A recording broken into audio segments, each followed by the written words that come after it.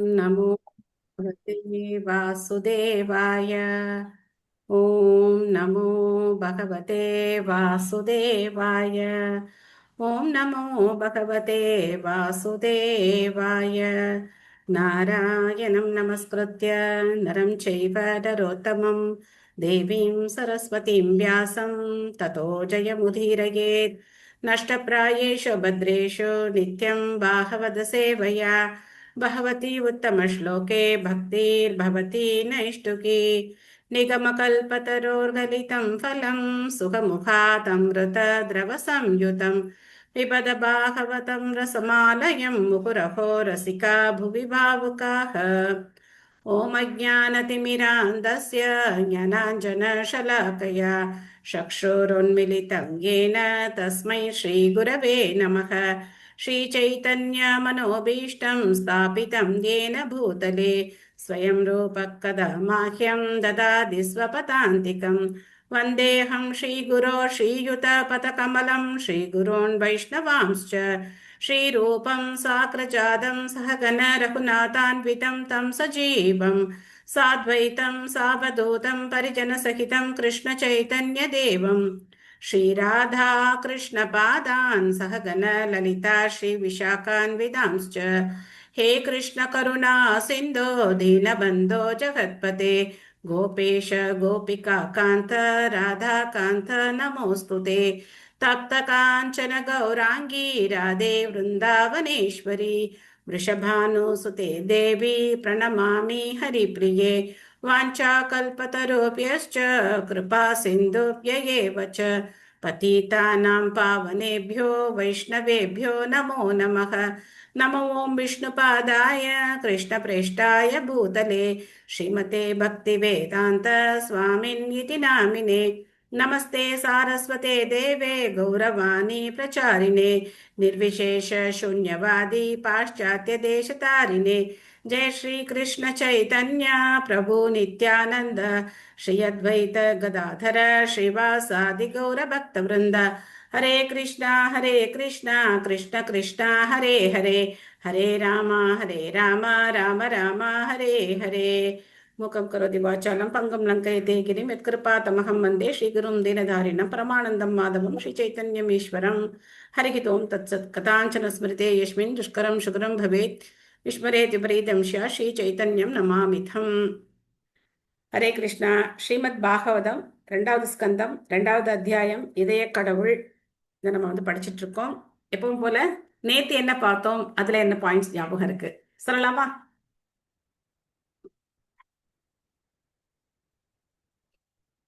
ஹரே கிருஷ்ண மாதாஜி.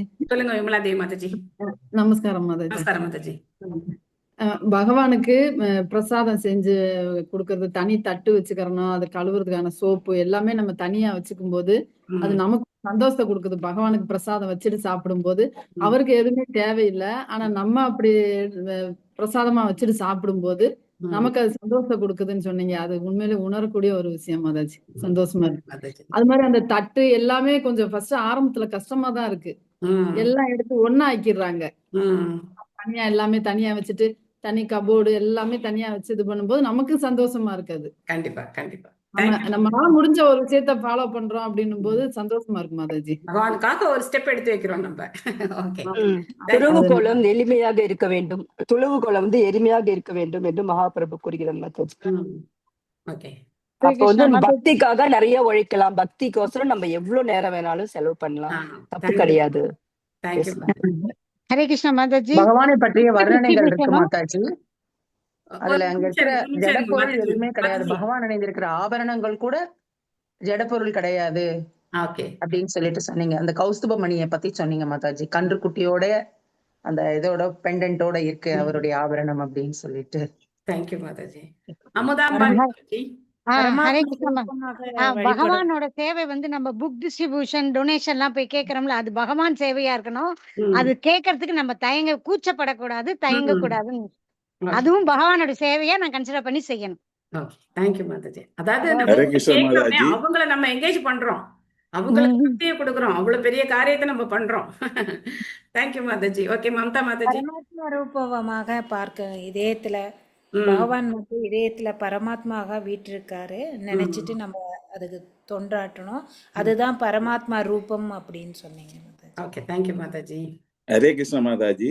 சொல்லுங்க. ஒவ்வொரு ஆத்மாவிலே 8 அங்குல அளவு மட்டுமே அவர் உள்ளராகும். நாங்கள் கையுடனும் ஒரே தாமிர சக்கரமும் சங்கும் மற்றும் கதை ஆகியவற்றை ஏந்தியவாறு இருக்கிறேன். தேங்க்யூ பிரபு. பகவானுடைய ரூபத்தை வர்ணிச்சிங்க. தேங்க்யூ பிரபு. ஓகே, நம்ம இன்னைக்கு கண்டினியூ பண்ணுவோமா? ஹரே கிருஷ்ண மாதாஜி, இந்த ஒரு பாயிண்ட். சொல்லுங்க பிரபு. பகவான் கிருஷ்ணரா செய்ய முடியாத காரியம் உண்டானா இல்ல, ஆனா அப்படி இருந்தா கிருஷ்ணர் அதை செய்து முடிப்பார். செஞ்சு முடிச்சிருவாரு. இது நம்ம இவரு பிரபுபாதா கூறியிருக்காரு. ஓகே, தேங்க்யூ பிரபு. தேங்க்யூ பிரபு. இன்னொரு முக்கியம் பிரபு மாதாஜி, எதுவா இருந்தாலும் கிருஷ்ணரோட தொடர்பு படுத்தி பண்ண முடியும். எந்த காரியம் பண்ணாலும் அது பகவான தொடர்பு படுத்தி பண்ணணுங்கிறது மெயினா point. Thank you, thank you Mataji. Hare Krishna Mataji. நம்மளுடைய நேரத்தையும் சக்தியையும் நம்மளுடைய செல்வத்தையும் பகவானுடைய சேவையில ஈடுபடுத்துறதுக்காக நம்ம அதை யூஸ் பண்ணணும். நம்மளுக்காக நம்ம அந்த நேரத்தை யூஸ் பண்றதை விட பகவானுக்காக யூஸ் பண்றது very good, very good. Thank you Mataji. Shanthi Mataji. Thank you Mataji.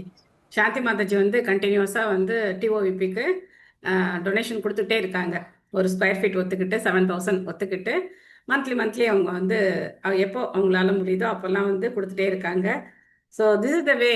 எல்லாரும் எத்தனையோ மாதாஜி ஒரு ஸ்கொயர் ஃபீட்னா என்ன மாதாஜி? ஒரு ஸ்கொயர் ஃபீட்டுக்கு அவங்க பணத்தை ஏத்துட்டு இருக்காங்களா? இல்ல, ஒரு ஸ்கொயர் ஃபீட் வந்து இங்க டிஓபி டெம்பிள் ஆஃப் வேதிக் பிளானட்டேரியம்னு ரொம்ப பெரிய ஒரு வேத கோளரங்கம் பகவானுக்கு வந்து ரொம்ப பெரிய கோவில் கட்டிட்டு இருக்காங்க மாயாப்பூர்ல. அந்த கோவிலுக்கு ஒரு சதுரடி வந்து 7000. ஒரு சதுரடி நம்ம வந்து ஸ்பான்சர் பண்ணணும்னா 7000. அதனால 7000த்துல ஆரம்பிக்குது. எத்தனை கோடி வரைக்கும் வேணா கொடுக்கலாம். எத்தனையோ அதுக்கு ஆப்ஷன்ஸ் இருக்கு. நம்மளால யதாசக்தி என்ன முடியுதோ கொடுக்கலாம். 1000 ரூபாய் அனுப்பி பீஸ் மீலா கொடுக்கணும்ல மாதாஜி? பீஸ் மீலா கொடுக்கலாம். ஒரு ஸ்கொயர் ஃபீட் ஏத்துட்டு பீஸ் மீலா கொடுக்கலாம். ஓகே, 2 இயர்ஸ்ல கொடுக்கலாம். அதான் சரிங்க. அந்த இதோட அந்த காம்பெயின் அப்படிதான். 2 இயர்ஸ்ல வந்து நம்ம ஒத்துக்கிற அந்த இதை நம்ம வந்து கம்ப்ளீட் பண்ணலாம். ஒத்துக்கணும். Yes Mataji. Sure Mataji. Thank you all. Srimad Bhagavatam 2வது ஸ்கந்தம் 2வது அத்தியாயம் இதய கடவுள் 11வது பதம் படிக்கணுமா 12 படிக்கணுமா? 11 மாதாஜி. Okay, thank you. விபூஷிதம் மேகலோ பங்குலீயகைர் மகாநரைர் மகாதனைர் நூபுர கங்கனாதிபிஹி ஸ்னிக்தாமலா குஞ்சித நீல குந்தலைர் விரோச்சமானான ஹாசவேஷலம். அற்புதமான ஒரு ஸ்லோகம். மொழிபெயர்ப்பு. இடுப்பை சுற்றியுள்ள ஒரு மொழிபெயர்ப்பு பொருளுரை வழங்கியவர் திவிதராச பக்திவேதாந்த சுவாமி ஸ்ரீல பிரபுபாத் கி ஜெய். இடுப்பை சுற்றியுள்ள ஒரு அலங்கார ஆபரணத்தினாலும் விரல்களில் அணிவிக்கப்பட்டுள்ள விலை உயர்ந்த ரத்தினங்கள் பதிக்கப்பட்ட மோதிரங்களாலும் அவர் நன்றாக அலங்கரிக்கப்பட்டுள்ளார். அவரது கால் சலங்கைகள், காப்புகள், எண்ணெய் தடவப்பட்ட இள நீல நிறம் கொண்ட மயிர்ச்சுருள் மற்றும் அவரது அழகிய புன்சிரிப்பு தவழும் முகம் ஆகிய அனைத்தும் மிகவும் இன்பமளிக்கக்கூடியவை ஆகும். ஸோ நேற்றே நம்ம வந்து டிஸ்கஸ் பண்ணோம். மற்ற உலகத்துல இருக்கிற எந்த கடவுள் வழிபாடு அப்படின்னு சொல்லி வணங்குற யார்கிட்டையும் என்ன கிடையாது, உருவத்துக்கெல்லாம் நம்பிக்கை கிடையாது. கடவுளுக்கு உருவம் இருக்கு அப்படிங்கிற நம்பிக்கை அவங்களுக்கு எல்லாம் கிடையாது. ஆனா நமக்கு பாருங்க, உருவம் அப்படின்னு சொல்லிட்டு எல்லாம் நிக்கல. அவரோட ஒரு அணுவா என்ன பண்ணியிருக்காங்க, வர்ணிச்சு நமக்கு வந்து கொடுத்துருக்காங்க. எப்படி எல்லாம் இருக்கார் பகவான், என்னென்ன மாதிரி நகை போட்டிருக்கார், என்ன மாதிரி ட்ரெஸ் பண்ணியிருக்கார், அவரோட ஸ்டைல் எல்லாமே கொடுத்துருக்காங்க. ஸோ இவ்வளவு டீடைல்ஸ். அதனாலதான் நம்மளுடையது என்னது பிஹெச்டின்னு சொல்றது. இவ்வளவு அருமையான டீடைல்ஸ் வேற எங்கேயுமே கிடையாது, எந்த சாஸ்திரத்திலையும் கிடையாது. ஸோ அதனால்தான் நம்மளுடைய விஞ்ஞானம், இந்த பகவத் விஞ்ஞானம் அப்படிங்கிறது ரொம்ப உயர்ந்த நிலை விஞ்ஞானம். பாகவதம், ஸ்ரீமத் பாகவதம்ங்கிறது மிக உயர்ந்த நிலையான ஒரு விஞ்ஞானம். மாதாஜி ஹரே கிருஷ்ண மாதாஜி. கார்த்திகா மொழிபெயர்ப்புல ஒரு லைன் விட்டு இருக்குன்னு நினைக்கிறேன் மாதாஜி. இடுப்பை சுற்றியுள்ள விலை உயர்ந்த ரத்தினங்களா எப்படி மாதாஜி? இடுப்பை சுற்றியுள்ள ஒரு அலங்கார ஆபரணத்தினாலும். அப்படி இல்ல மாதாஜி, அதுக்காக தான் எழுதிக்கோங்க. இடுப்பை சுற்றியுள்ள ஒரு அலங்கார ஆபரணத்தாலும் விரல்களில் அணிவிக்கப்பட்டுள்ள என்ன மோதிரம் போட்டிருக்கார், அவரோட சலங்கை எப்படி இருக்கு, இதெல்லாம் நம்ம கோவிலுக்கு போகும்போது பகவானை பார்க்கணும். ஸோ ரங்கநாதரை பார்த்தீங்கன்னா அவருடைய கால் சலங்கைகள் ரொம்ப அழகா இருக்கும். இப்போ அப்படி கொத்து சலங்கை போட்டிருப்பார் இல்லையா ரங்கநாதருடைய பாதங்கள்ல. சாரங்கமணி பெருமாள் இடுப்புல வந்து எனக்கு ரொம்ப பிடிச்சதுன்னா சாவி குத்து வச்சிருப்பார். சாரங்கமணி பெருமாள் இடுப்புல அவரோட பூணூல்ல சாவி குத்து வச்சிருப்பார். ரொம்ப அழகா இருக்கும் இந்த சாவி குத்து பாக்குறதுக்கு. இந்த மாதிரி பகவான் வந்து ஒவ்வொரு கோவில்ல பகவானுக்கு ஒவ்வொரு விதமான அழகு, ஒவ்வொரு விதமான ஆபரணங்கள், வைர கிரீடம் என்ன, மணிமுடி என்ன, எப்படி எப்படிலாம் அலங்காரம் பண்ணி அழகு பார்த்துருக்காங்க பாருங்க பகவான. ம். ஓகே, பொருளுரை நேத்து யார் படிக்கல? அவங்க படிக்கலாமே. மாதாஜி நான் படிக்கல மாதாஜி. படிங்க மாதாஜி. மீன் ஸ்ரீல பிரபுபாதிக்கு ஜெய். எல்லோரிலும் பரமபுருஷ பகவானே மிக மிக அழகிய புருஷர் ஆவார். முழுமுதற் கடவுள் வழிபாட்டுக்காக பக்தனால் உருவாக்கப்படும் ஒரு கற்பனை தோற்றம் அல்ல, உண்மையாகவே அவர் பரமபுருஷர் ஆவார். இதை அருவவாதிகளுக்கு போதிப்பதற்காக பகவானின் உன்னத அழகின் ஒவ்வொரு பகுதியையும் ஒவ்வொன்றாக சுகதேவ கோஸ்வாமி விவரிக்கிறார். சூரிய கிரகணங்கள் சூரியனிலிருந்து வெளிப்படும் ஒளிக்கதிர்களாக இருப்பதை போன்று பகவானின் அருவ தோற்றமானது அவரிடமிருந்து வெளிப்படும் ஒளிக்கதிர்கள் ஆகும். தேங்க்யூ மாதாஜி. பிரம்மணோ ஹி பிரதிஷ்டாகம் அமிர்தஸ்யாஸ்ய யஸ்ய ச சாஸ்வதஸ்ய ச தர்மஸ்ய சுகஸ்ய காந்திகஸ்ய ச அப்படின்னு பகவத்கீதையில பகவான் சொல்றார். இந்த பிரம்மஜோதி அப்படிங்கிறது பிரம்மனோகி பிரதிஷ்டாகம் என்கிட்ட தான் வருது அப்படின்னு சொல்றார். ஸோ பிரபுபாதர் அழகா ஒரு உதாரணம் கொடுத்துருக்கார். சூரியன்கிட்டே தான் சூரிய கிரணங்கள் வருது. இப்போ நீங்களாம் வீட்டில் லைட்டு போட்டு உட்காந்துருக்கீங்க அப்படின்னாக்க அந்த பல்புலேருந்து வெளிச்சம் வருது. வெளிச்சம் தானா வராது, அதுக்கு ஒரு மூலம் தேவை இல்லையா? அந்த பல்புலேருந்து அந்த வெளிச்சம் வருது, சூரியன்லேருந்து சூரிய ஒளி வருது. அந்த மாதிரி தான் கிருஷ்ணர்கிட்டேருந்து அந்த பிரம்மஜோதி வருது. பிரம்மனோகி பிரதிஷ்டாகம் அகம் அப்படிங்கிறார் என்கிட்டேருந்து அப்படின்னு சொல்றார். பிரம்மனோகி பிரதிஷ்டாகம் அப்படிங்கிற அந்த ஸ்லோகத்துல அந்த பிரம்மஜோதிக்கு ஆதாரமா இருக்கக்கூடியது நான் அப்படிங்கிறத சொல்றார். ஆனா அருவவாதிகள் என்ன நினைக்கிறாங்க அப்படின்னா, இந்த உருவம் அப்படிங்கிறது நாமளா ஏற்படுத்தி இருக்கிற ஒண்ணு, இதுக்கு மேல பிரம்மஜோதி தான் நித்தியமானது நிரந்தரமானது அப்படின்னு நினைக்கிறாங்க. ஆனா பகவத்கீதையுடைய ஞானம் அவங்களுக்கு கிடையாது. ஸோ அதனால இங்க சுகதேவ கோஸ்வாமி அவருடைய ஒவ்வொரு அங்கத்துல இருக்கிற நகைகள் முதற்கொண்டு ரொம்ப நுணுக்கமா பகவான் இங்க வர்ணிக்கிறார். அதீனலீலா ஹசிதேஷனோல்லசத் புருபங்க சம்சூச்சித பூரி அனுகிரகம் ஈஷேத சிந்தாமயமேனம் ஈஸ்வரம் யாவன் மனோதாரணயாவதிஷ்டதே. பகவானின் பெருந்தன்மையுள்ள திருவிளையாடல்களும் அவரது புன்னகை பொழியும் முகத்தில் பிரகாசிக்கும் பார்வையும் அவரது பரந்த அனுகிரகத்தின் அறிகுறிகளாகும். எனவே தியானத்தின் வழியாக மனதை ஒருநிலைப்படுத்த முடியும் வரை பகவானின் இந்த உன்னத உருவத்தின் மீது தன் மனதை ஒருவன் பதிய செய்ய வேண்டும். ஸோ இந்த புன்னகை புரியும் அந்த முகம், அதுக்கு என்ன இங்க ஹசிதேக்ஷனோ லசத். ஹசித்த அப்படின்னா அவருடைய அழகான புன்சிரிப்பு. ஹசிதாம்புத சுந்தராங்கம் அப்படின்னு பிரம்ம சம்ஹிதையில சொல்லப்படும். ஸோ பகவானுடைய அந்த புன்னகை தவழும் முகம், அந்த புன்னகைக்கு ஈடு இணை எதுவுமே கிடையாது. பக்தர்கள் தூய பக்தர்கள் பகவானுக்கு சேவை செய்யும் போது எதையும் எதிர்பார்க்கறது இல்லையா? ஒன்னே ஒண்ணு மட்டும் அவங்களுக்கு போதுமா? என்னது? ஜஸ்ட் ஒரு கடைக்கண் பார்வை பார்த்து பகவான் ஒரு புன்சிரிப்பு சிரிச்சா போதுமா? இதை நம்ம எங்க பார்த்தோம்? பகவானுடைய புன்சிரிப்புக்காக பக்தர்கள் இவ்வளவு காரியங்கள் செய்யறாங்கன்னு எங்க பார்த்தோம்? வந்து போயிட்டீங்க. பகவான் துவாரகைக்குள்ள பிரவேசிச்ச போது அந்த ஸ்லோகங்கள் துவாரகாவாசிகள்லாம் என்ன சொன்னாங்க? பகவானுடைய புன்முறுவலை அவங்க புகழ்ந்து சொன்னாங்க. உங்களுடைய புன்முறுவல் ஒன்றே போதும், எங்களுக்கு வேற எதுவும் தேவையில்லை அப்படின்னு சொன்னாங்க. ஓகே, அப்புறம் யார் படிக்கல நேத்து? மம்தா மாதாஜி படிங்க. ஓகே. அருவவாதி அவனுடைய அருவ தியானத்தின் காரணமாக கஷ்டமான காரியங்களை மேற்கொள்ள வேண்டியிருக்கிறது என்று பகவத்கீதை 12.5 கூறுகிறது. ஆனால் பக்தன் பகவானின் நேரடியான தொண்டில் ஈடுபடுவதால் மிக சுலபமாக முன்னேறுகிறான். எனவே அருவவாதியின் துன்பத்துக்கு காரணமான இந்த அருவ தியானம் இருக்கிறது. அருவவாத தத்துவவாதியை விட பக்தனுக்கு சூழ்நிலை அனுகூலமாக இருக்கிறது. அருவவாதிக்கு பகவான் உருவாம்சத்தில் சந்தேகம் இருப்பதால் அவன் இலக்கற்ற ஒன்றின் மீது தியானம் செய்ய முயற்சிக்கிறான். இக்காரணத்திற்காக பகவானின் நிஜரூபத்தின் மீது உண்மையாக மனதை பதிய செய்வது சம்பந்தமாக பாகவதத்தில் நம்பத்தகுந்த கூற்று ஒன்று உள்ளது. இங்கு சிபாரிசு செய்யப்பட்டுள்ள தியான முறை பக்தி யோகம் அல்லது ஜட சூழ்நிலைகளிலிருந்து விடுபட்ட பின் ஒருவன் மேற்கொள்ளும் பக்தி தொண்டு முறையாகும். ஞான யோகம் என்பது ஜட சூழ்நிலைகளிலிருந்து விடுதலை அடையும் முறையாகும். இச்சூழ்நிலைகளிலிருந்து ஒருவன் விடுபட்ட பின், அதாவது நிவிருத்த என்ற நிலைக்கு ஒருவன் உயரும்போது அல்லது எல்லா பௌதிக தேவைகளிலிருந்தும் ஒருவன் விடுதலை அடையும் பொழுது பக்தி யோக முறையை நிறைவேற்றுவதற்கு அவன் தகுதி உள்ளவனாகிறான். எனவே பக்தி யோகம் ஞான யோகத்தை உள்ளடக்கியதாகும். அதாவது தூய பக்தி தொண்டு முறையில் ஞான யோகத்தின் நோக்கமும் உள்ளடங்கியுள்ளது. தூய பக்தி தொண்டின் படிப்படியான முன்னேற்றத்தால் ஜட சூழ்நிலைகளிலிருந்து தானாகவே விடுதலை கிடைக்கிறது. பக்தி யோகத்தின் இவ்விளைவுகள் அனர்த்த நிவிருத்தி என்று அழைக்கப்படுகிறது. பக்தி யோகத்தில் முன்னேறும் பொழுது செயற்கையான முறையில் பெறப்பட்ட பொருட்கள் அனைத்தும் படிப்படியாக மறைந்து விடுகிறது. முழுமுதற் கடவுளின் தாமரை பாதங்களில் தியானிப்பதே இம்முறையின் முதற்படியாகும். கட்டுண்ட ஆத்மாக்களை ஜட இருப்பில் பந்தப்படுத்தும் மிக பெரிய அனர்த்தமாக இருப்பது பாலுருவு ஆசையாகும். இப்பாலுருவு ஆசை ஆண் பெண் உறவில் படிப்படியாக வளர்ச்சி அடைகிறது. ஆணும் பெண்ணும் இணைந்த பின்பு கட்டிடங்கள், குழந்தைகள், நண்பர்கள், உறவினர்கள் மற்றும் செல்வம் ஆகியவற்றால் பாலுறவு ஆசை மேலும் அதிகரிக்கப்படுகிறது. இவற்றை அடைந்த பின் இத்தகைய பிணைப்புகளால் பந்தப்பட்ட ஆத்மாவின் போலியான அகங்கார உணர்வு அல்லது நான், எனது எனும் உணர்வு மேலோங்குகிறது.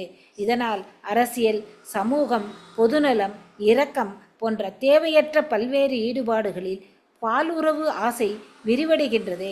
இவை ஒரு சமயம் மிகவும் முக்கியமானதாக இருந்து அடுத்த வினாடியே வானத்தில் உள்ளும் மேகம் போல் விரைவில் மறைந்துவிடும் கடல் அலைகள் நுரையை ஒத்தவையாகும். கட்டுண்ட ஆத்மா இத்தகைய விளைவுகளால் மட்டுமல்ல, பாலுறவு ஆசையின் விளைவுகளாலும் பந்தப்படுகிறான். ஆகவே லாபம், மரியாதை மற்றும் பதவி ஆகிய மூன்றும் தலைப்புகளின் சுருக்கப்பட்டுள்ள பாலுறவு ஆசையை படிப்படியாக நீக்கிவிடக்கூடிய நிலையை நோக்கி பக்தி யோகம் வழி நடத்துகிறது. கட்டுண்ட ஆத்மா பல தோற்றங்களிலுள்ள இப்பாலுறவு ஆசைகளில் வெறிபிடித்து அலைகிறான். பௌதீக விருப்பங்களில் இருந்து ஒருவன் எந்த அளவிற்கு விடுபட்டுள்ளான் என்பதை தன்னிடமுள்ள உடலுறவு ஆசையிலிருந்து அவனால் உணர்ந்து கொள்ள முடியும். ஒவ்வொரு பிடி உணவையும் சாப்பிடும் பொழுது தனது பசி ஆறுவதை ஒருவனால் உணர முடிவதைப் போலவே பாலுறவு ஆசையிலிருந்து வந்த எந்த அளவிற்கு ஒருவன் ஈடுபட்டிருக்கிறான் என்பதையும் அவன் காணக்கூடியவனாக இருக்க வேண்டும். பக்தி யோக முறையினால் பல்வேறு தோற்றங்களில் காணப்படும் காம இச்சை தணிந்து விடுகிறது. ஏனெனில் பக்தன் ஒருவன் சிறந்த பௌதீக கல்வியை பெறாதவனாய் இருப்பினும் பகவானின் கருணையால் பக்தி யோகம் அவனுக்கு அறிவையும் துறவையும் தானாக வழங்குகிறது. விஷயங்களை உள்ளவாறு அறிவதற்கே அறிவு என்று பொருள். மேலும் சிறிதும் தேவையற்ற பொருள்கள் உள்ளன என்பது ஒருவனின் ஆழ்ந்த யோஜனையின் பலனாய் கண்டுபிடிக்கப்படுமானால் அறிவை பெற்ற அவன் இயற்கையாகவே அத்தகைய தேவையற்ற பொருட்களை ஒதுக்கிவிடுகிறான். பக்குவமடைந்த அறிவின் காரணமாக ஜட தேவைகள் எல்லாம் தேவையற்றவை என்பதை பந்தப்பட்ட ஆத்மா கண்டறியும் பொழுது அத்தகைய தேவையற்ற பொருட்களை அவன் துறந்து விடுகிறான். இந்நிலையில் உள்ள அறிவு வைராக்கியம் அல்லது தேவையற்ற பொருள்களின் துறவு என்று அழைக்கப்படுகிறது. ஆன்மீகர்கள் வாழ்வின் அடிப்படை தேவைகளை நிறைவேற்றிக் கொள்வதற்கு குருட்டு செல்வந்தர்களிடமிருந்து பிச்சை ஏற்கக்கூடாது. அவர்கள் சுய தேவை உடையவர்களாக இருக்க வேண்டும் என்று எதிர்பார்க்கப்படுகின்றனர் என்பதை நாம் ஏற்கனவே விவாதித்துள்ளோம். வாழ்வின் அடிப்படை தேவைகளான உணவு, உறக்கம் மற்றும் உறைவிடம் ஆகியவற்றிற்கு பிரச்சனைக்கு சில மாற்று வழிகளை சுகதேவ கோஸ்வாமி குறிப்பிட்டுள்ளார்.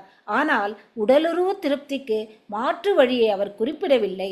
பாலுறவு ஆசையை இன்னும் தன்னகத்தே வைத்துள்ள ஒருவன் துறவு வாழ்வை மேற்கொள்ள சிறிதும் முயலக்கூடாது. இந்நிலையை அடையாத ஒருவனுக்கு துறவு வாழ்வு என்ற கேள்விக்கே இடமில்லை. ஆகவே சரியான ஆன்மீக குருவின் வழிகாட்டலின் கீழ் படிப்படியாக பக்தி தொண்டை செய்வதாலும் பாகவத கொள்கைகளை பின்பற்றுவதாலும் துறவு வாழ்வை ஏற்பதற்கு முன்பாக குறைந்தது தீவிரமான பாலுறவு ஆசையானது ஒருவன் கட்டுப்படுத்தக்கூடியவனாக இருக்க வேண்டும். எனவே புனிதம் அடைவது என்பது படிப்படியாக பாலுறவு ஆசையிலிருந்து விடுபடுவது என்பதாகும். இங்கு விவரிக்கப்பட்டுள்ளது போல பகவானின் பாதங்களிலிருந்து துவங்கும் அவரது திருவுருவ தியானத்தின் மூலமாக அது அடையப்படுகிறது. ஒருவன் தான் பாலுறவு ஆசையிலிருந்து எந்த அளவிற்கு விடுவிக்கப்பட்டுள்ளான் என்பதை ஆராய்ந்து பார்க்காமல் செயற்கையான முறையில் உயர்நிலைக்கு செல்ல முயலக்கூடாது. பகவானின் புன்னகை பூத்த முகம் பகவானின் புன்னகை பூத்த முகம் ஸ்ரீமத் பாகவதத்தின் 10வது காண்டமாகும். அறிவற்றவர்கள் உடனே 10வது காண்டத்திற்கு துவங்க முயல்கின்றனர். அதைவிட பகவானின் ராசலீலை விவரிக்கும் 5 அத்தியாயங்களுக்கு சென்றுவிட துடிக்கின்றனர். இது நிச்சயமாக முறையற்ற செயலாகும். பாகவதத்தை இவ்வாறாக முறைகேடாக பயில்வதால் அல்லது கேட்பதால் பாகவதத்தின் பெயரால் பௌதீக சந்தர்ப்பவாதிகள் உடலுறவு வாழ்வில் ஈடுபட்டு பெரும் நாசத்தை தேடிக் கொண்டுள்ளனர். இந்த பாகவத நிந்தனை பக்தர் வேஷம் போடுபவர்களால் செய்யப்படுகிறது. பாகவதம் கூற முயலும் முன்பாக எல்லா வகையான காம இச்சைகளிலிருந்தும் ஒருவன் விடுபட்டிருக்க வேண்டும். தூய்மை அடைவதே காம கோட்பாட்டை கைவிடுவதன் நோக்கம் என்று ஸ்ரீ விஸ்வநாத சக்கரவர்த்தி தாக்கூர் தெளிவாக விளக்கியுள்ளார். அவர் கூறுகிறார், யதா யதா தீஷ சுத்தியதி விஷயம் லாம்பட்யம் தியஜதி ததா ததா தாரயேத் இதி சித்த சுத்தி தாரம் ஏனைவ தியான தாரதம்யம் உக்தம். அறிவை தூய்மைப்படுத்துவது மூலமாக காமச் செயலின் மயக்கத்திலிருந்து படிப்படியாக விலகும். அதே சமயம் அடுத்த தியானத்தை நோக்கி ஒருவன் முன் செல்ல வேண்டும்.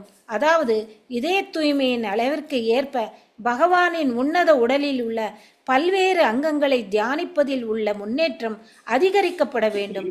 முடிவு என்னவெனில், உடலுறவு வாழ்வில் இன்னமும் சிக்கிக் கொண்டுள்ளவர்கள் பகவானின் பாதங்களை தியானிப்பதோடு நிறுத்தி கொள்ள வேண்டும்.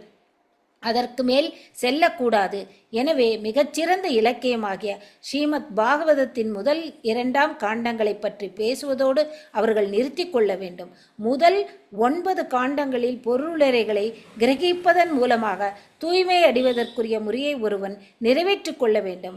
அதன் பிறகுதான் ஸ்ரீமத் பாகவதத்தின் 10ஆம் காண்டத்திற்குள் நுழைய ஒருவனை அனுமதிக்க வேண்டும். ஸ்ரீ பிரபுபாதா கி ஜெய். ஹரே கிருஷ்ணா மாதாஜி. தேங்க்யூ கிருஷ்ணா. தேங்க்யூ மாதாஜி. ரொம்ப முக்கியமான பொருளுரை இது. இந்த பொருளுரையில பிரபுபாதா நமக்கு பல விஷயங்களை சொல்றாரு. முதல்ல பார்த்தோம் அப்படின்னா 12:5 இந்த ஸ்லோகம் பல தடவை வந்துருச்சு இல்லையா? பல முறை இந்த ஸ்லோகத்தை நம்ம டிஸ்கஸ் பண்ணிட்டோம். கிளேஷா இப்படி ஆரம்பிக்கிறது. ஸ்லோகமே கஷ்டம் அப்படின்னு ஆரம்பிக்கிறார் பகவான். கிளேஷோ அதிகதரஸ்தேஷாம் அவ்யக்தா சக்த சேதசாம் அவ்யக்தாகி கதிர் துக்கம் தேகவத்பீர் அவாபியதே. பகவத்கீதை புக்கும் பக்கத்திலே வச்சுக்கோங்க. இந்த மாதிரி ரெஃபரன்ஸ் பண்ணும்போது உங்களுக்கு ஈஸியா எடுத்து பார்க்கறதுக்கு ஈஸியா இருக்கும். 12வது அத்தியாயத்துல 5வது ஸ்லோகம் கிளேஷோ அதிகதரஸ்தேஷாம் அப்படிங்கிற. எது கஷ்டம் அப்படின்னு சொல்றாரு? அருவத்தை வழிபடுறது கஷ்டம். பகவானுடைய அந்த திவ்யமான உருவத்தை விட்டுட்டு கடவுள் அருவமானவர் அப்படின்னு நினைச்சு வழிபடுறாங்களே, அந்த முறையானது ரொம்ப சிரமமானது, ரொம்ப துன்பத்தை தரக்கூடிய வழிமுறை அப்படின்னு சொல்றார்.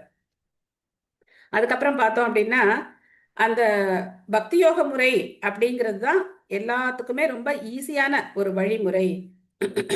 இந்த பக்தி யோகத்துல ஞான யோகம், தியான யோகம் எல்லாமே அடங்கி இருக்கு. அப்போ எதுக்காக இந்த பக்தி யோகத்தை ஏத்துக்க முடியாம மக்கள் கஷ்டப்படுறாங்க அப்படின்னாக்க, ஆண் பெண்ணுடைய இனக்கவர்ச்சி.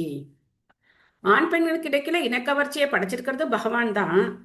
ஆனா அதை என்ன பண்ணியிருக்கார் பகவான்? முறைப்படுத்தி இருக்கார். பகவத்கீதையில 7வது அத்தியாயத்துல பகவான் சொல்றார், தர்மோ விருத்தோ பூதேஷு காமோஸ்மி பரதர்ஷப அப்படின்னு சொல்றார். தர்மத்துக்கு புறம்பில்லாத காமம் நான் தான் அப்படின்னு சொல்றார். அது என்ன அர்த்தம்? தர்மத்துக்கு புறம்பில்லாத காமம்னா என்ன அர்த்தம்? அதாவது அடிப்படையா கிருஷ்ண உணர்வுல இருக்கிற குழந்தைகளை பெறுவதற்கு மட்டும்தான் அந்த உடலறிவும் இருக்கணும் அன்னு பிரபுபாதரும் பாகவதமும் சொல்லுது. பட் இன்னும் ஒரு வார்த்தையை நீங்க மிஸ் பண்ணிட்டீங்க. முறைப்படி திருமணம் செஞ்சுக்கணும். இருந்தாலும் என்ன பண்ணணும்? முறைப்படி திருமணம். இதெல்லாம் இன்னைக்கு ரொம்ப கட்டாயமா சொல்லணும். எல்லாம் லிவிங் போயிட்டு இருக்காங்க. நாங்கெல்லாம் கிருஷ்ணகுலத்துல இருக்கோம், அதனால திருமணம் தேவையில்லை, லிவிங் டுகெதர்ல இருந்துக்கோன்னு இவங்களும் சொன்னாலும் சொல்லுவாங்க. இந்த தலைமுறை இருக்காங்களே, பயங்கரமான தலைமுறையா இருக்காங்க. லிவிங் பிஜிஸே வந்துருச்சு மாதாஜி. லிவிங் பிஜிஸ் பெங்களூர்ல வந்துருச்சு மாதாஜி. ஓ, பிஜிஸே லிவிங் பிஜிஸ். சாரி மாதாஜி. கண்டிப்பா கல்யாணம் திருமணம் முறைப்படி திருமணம் செஞ்சுக்கணும். திருமணம் செஞ்சுக்கிட்டு தான் ஆணும் பெண்ணும் இணையணும். திருமணம் இல்லாம ஆண் பெண் இணையக்கூடாது. அதுதான் வேத வழிமுறை. எவ்வளவு கஷ்டம் பாருங்க. நம்ம கண்ணிலே பாக்குறோம், நம்ம கண்ணு முன்னாடி இதெல்லாம் நம்ம இப்ப பாக்குறோம் இல்லையா? இவ்வளவு கொடுமையான ஒரு காலகட்டத்துல யாரும் நினைச்சாது பார்த்திருப்போமா? திருமணத்துக்கு முன்னாடி இந்த மாதிரி ஆணும் பெண்ணும் இணைவாங்க அப்படின்னு நினைச்சாது பார்த்திருப்போமா? எவ்வளவு கன்றாவி இதெல்லாம். ஆனா இன்னைக்கு கண்ணு முன்னாடி பாக்குறோம் இதெல்லாம். எதுக்காக? பெண்களை என்ன பண்ணாங்க? உசுப்பி விட்டாங்க. நீ படிச்சாதான், நீ வேலைக்கு போனாதான், உன் சொந்த காலில் நிக்கணும், நீ அப்படியாக்கும் இப்படியாக்கும்னு உசுப்பி விட்டாங்க. அது எங்க போய் நிக்குது பாருங்க. ஸோ எங்க யாரை எப்படி வைக்கணும் அப்படிங்கறதெல்லாம் போய் இன்னைக்கு எல்லாரும் கெட்டு குட்டிச்சோரா போயிட்டே இருக்காங்க. ஸோ அதனால இந்த திருமண வாழ்க்கையில இத்தனை பிரச்சனைகள் இந்த பிரபுபாதர் இங்க சொல்றார். ஆணுக்கும் பெண்ணுக்கும் இடையில இணக்கவர்ச்சி ஏற்பட்டு அவங்க திருமணம் செஞ்சுக்கும் போது அப்ப என்ன ஆகுது? நாம இருக்கிறதுக்கு ஒரு வீடு வேணுமே, அப்ப தட்டுப்புட்டு சாமான் வேணுமே, நமக்கு உற்றார் உறவினர் வேணுமே, நம்ம அனுபவிக்கிறதுக்கு இது வேணும். அப்போ நம்ம என்ன ஆயிரும்? எல்லாத்தையும் பெருக்கிக்கிட்டே போறோம். Extended sense gratification. நம்மளோட சென்ஸ் கிராட்டிஃபிகேஷன் இப்போ என்ன ஆகுது? எக்ஸ்டெண்ட் ஆகி எக்ஸ்டெண்டட் சென்ஸ் கிராட்டிஃபிகேஷனா போயிட்டே இருக்கு. அப்போ இதை எப்படி முறைப்படுத்தணும்? இந்த திருமண வாழ்க்கையை எப்படி முறைப்படுத்தி வாழணும் அப்படின்னா அதான் கிரகஸ்த வாழ்க்கை. கிரகமேதி வாழ்க்கைனா இந்த மாதிரி புலனின்பத்துக்காக வாழ்றது கிரகமேதி வாழ்க்கை. கிரகஸ்த வாழ்க்கை அப்படின்னா கிருஷ்ணரை மையமா வச்சு கிருஷ்ண பக்திக்காக கணவனும் மனைவியும் இணைந்து வாழ்ந்து குழந்தைகளை பெற்றுக்கிறது, அந்த குழந்தைகளுக்கு கிருஷ்ண பக்தியை கொடுக்கறது. அப்போ அவங்க சம்பாதிக்கலாம், பணம் சம்பாதிக்கிறது தப்பு கிடையாது. இந்த வர்ணாசிரம தர்மத்துல ஒரே ஒரு ஆசிரமத்துக்கு மட்டும்தான் பணம் சம்பாதிக்கிற உரிமை இருக்கு. யாருக்கு அப்படின்னா கிரகஸ்த ஆசிரமத்துக்கு மட்டும்தான், கிரகஸ்தர்கள் மட்டும்தான் பணம் சம்பாதிக்கலாம். வேற பிரம்மச்சாரி சம்பாதிக்க முடியாது, வானப்பிரஸ்த சம்பாதிக்க முடியாது, சன்னியாசி சம்பாதிக்க முடியாது. யார் மட்டும்தான் சம்பாதிக்கணும்? கிரகஸ்தன் மட்டும்தான் சம்பாதிக்கணும். கிரகஸ்தன் சம்பாதிச்சு மற்ற 3 ஆசிரமங்களை அவங்க பராமரிக்கணும். அவங்க சம்பாதிக்கிறத வச்சு மற்ற 3 ஆசிரமங்களை அவங்க பராமரிக்கணும். ஸோ அது ரொம்ப முக்கியமான விஷயம். அப்படி வாழ்ந்தாங்க அப்படின்னா அது உண்மையான வாழ்க்கை. அப்போ அவங்க அந்த இணக்கவர்ச்சியிலிருந்து விடுபட்டிருப்பாங்க. விடுபட்டு கணவனும் மனைவியும் இணைந்து பகவத் சேவையா வாழ்றது உன்னதமான வாழ்க்கை. ஸோ அப்படி இணக்கவர்ச்சியிலேருந்து விடுபடாத ஒருத்தர் தப்பி தவறி என்ன பண்ணக்கூடாது? சந்நியாசம் ஏத்துக்க கூடாது. அதை நம்ம இன்னைக்கு எல்லா கூத்தையும் பார்க்குறோம்ல. சன்னியாசி உடை, அந்த காவி உடை போட்டுக்கிட்டு இந்த பக்கம் ஒரு நடிகை, அந்த பக்கம் ஒரு நடிகை, இப்படியெல்லாம் எவ்வளோ பேரை நம்ம பார்க்குறோம் இல்லையா? இவங்கெல்லாம் என்னது? போலியான மனிதர்கள். ஆன்மீகம்ங்கிற பேர்ல ஊரை கெடுத்து உலகத்துக்கு எடுத்து அவங்களும் கெட்டு போய் எல்லாரையும் கெடுத்துட்டு இருக்காங்க. ஸோ பெண் சகவாசத்தை விட முடியாதவன் எதுக்காக நீ காவி உடை அணியணும்? காவி உடை போட்டுனா கேட்டா என்ன சொல்லுவாங்க? கடவுளே இத்தனை திருமணம் பண்ணியிருக்காரு அப்படின்னு அவங்களுடைய தத்துவம் பேசுவாங்க. இதெல்லாம் அனர்த்தங்கள். இந்த அனர்த்தங்கள்லாம் போகணும். அதனாலதான் இந்த ஸ்டேஜ் சொல்றார். அதாவது பகவத்கீதையில 4வது அத்தியாயத்துல 10வது ஸ்லோகம் நினைக்கிறேன். அந்த ஸ்லோகத்தை எடுத்து பாருங்க. வீதராக பயக்ரோதா மன்மயா மாம் உபாஷிதக பகவோ ஜான தபசா பூதாகம் அப்படின்னு வரும். வீதராக பயக்ரோதா மன்மயா மாம் உபாஷிதக பகவோ ஜான தபசா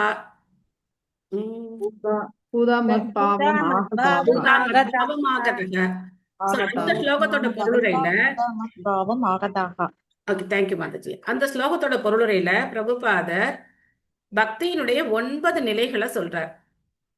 ஆதோ ஸ்ரத்தா, சாது சங்கா, பஜன கிரியா, அனர்த்த நிவர்த்தி, நிஷ்டா, ருச்சி, பாவா, பிரேமா.